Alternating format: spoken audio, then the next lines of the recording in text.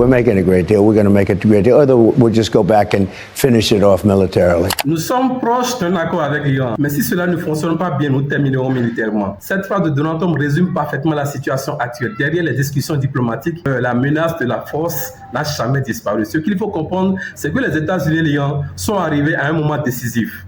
D'un côté, Trump affirme qu'un accord est proche. De l'autre, aucune annonce officielle n'a été faite après une importante réunion tenue à la Maison-Blanche avec ses principaux conseillers. Pourquoi ce retard? Parce que Washington cherche visiblement plus qu'un simple cessez-le-feu. Les exigences américaines sont très claires. Pas d'armes nucléaires, pas de stock d'uranium enrichi et un accès total aux installations nucléaires iraniennes. Autrement dit, les États-Unis ne veulent pas seulement ralentir le programme nucléaire iranien, ils veulent obtenir des garanties suffisamment fortes pour empêcher toute reprise future. Mais le véritable levier de Trump n'est pas la négociation, c'est la pression.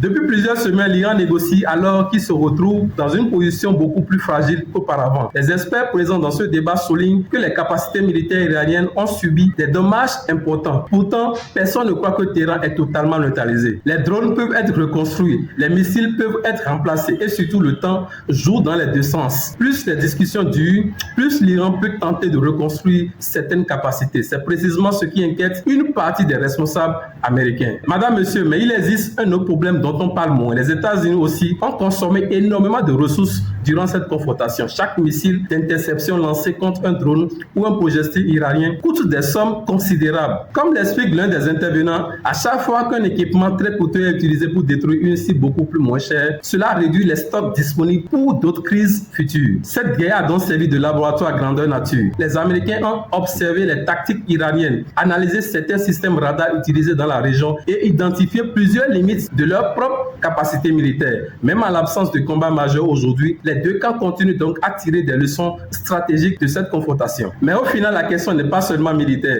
elle est politique. Pour que Donald Trump puisse présenter cette séquence comme une réussite, il devra montrer un résultat concret. Les analystes le répètent, un simple retour à la situation d'avant-crise ne suffira pas. Si le détroit d'Ormuz est rouvert alors qu'il était déjà ouvert auparavant, cela ne pourra pas être présenté comme une grande victoire. Si les négociations aboutissent, les Américains voudront voir des concessions tangibles sur le nucléaire iranien. C'est là tout l'enjeu. Trump a interrompu les opérations militaires pour donner une chance à la diplomatie. Mais cette pause n'est pas un abandon. Les experts estiment même que les États-Unis disposent aujourd'hui d'une puissance militaire encore plus importante dans la région qu'au début de la crise. Autrement dit, la négociation actuelle repose sur un équilibre particulier. Parler de paix tout en conservant la capacité de reprendre la pression à tout moment. Les prochains jours permettront de savoir si cette stratégie produit un accord historique ou si elle ne fait que repousser une nouvelle confrontation. Madame, monsieur, selon vous, Trump est-il sur le point d'obtenir une véritable victoire diplomatique ou assistons simplement à une pause avant une nouvelle escalade? Dites-le moi dans les commentaires. Et si cette analyse vous a plu, n'oubliez pas de liker la vidéo, de vous abonner et d'activer la cloche pour ne rien manquer.